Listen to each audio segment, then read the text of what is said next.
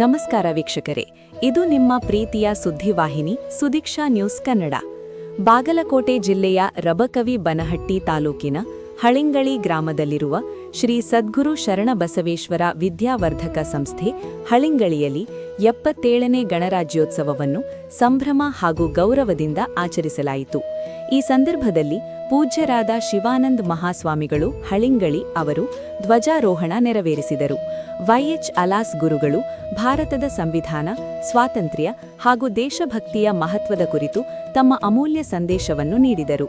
ಕಾರ್ಯಕ್ರಮದಲ್ಲಿ ಊರಿನ ಹಿರಿಯರು, ಯುವಕರು, ಸಂಸ್ಥೆಯ ಶಿಕ್ಷಕರು ಹಾಗೂ ಶಿಕ್ಷಕಿಯರು, ಜೊತೆಗೆ ಕನ್ನಡ ಮತ್ತು ಆಂಗ್ಲ ಮಾಧ್ಯಮದ ಮುದ್ದಾದ ಮಕ್ಕಳು ಉತ್ಸಾಹದಿಂದ ಭಾಗವಹಿಸಿದರು. ಮಕ್ಕಳು ಪ್ರಸ್ತುತಪಡಿಸಿದ ದೇಶಭಕ್ತಿ ಗೀತೆಗಳು ಹಾಗೂ ಸಾಂಸ್ಕೃತಿಕ ಕಾರ್ಯಕ್ರಮಗಳು ಎಲ್ಲರ ಮನಸೂರೆಗೊಂಡವು. ಈ ಮೂಲಕ ಹಳಿಂಗಳಿ ಗ್ರಾಮದಲ್ಲಿ ಗಣರಾಜ್ಯೋತ್ಸವವು ದೇಶಭಕ್ತಿಯ ವಾತಾವರಣವನ್ನು ಮೂಡಿಸಿತು.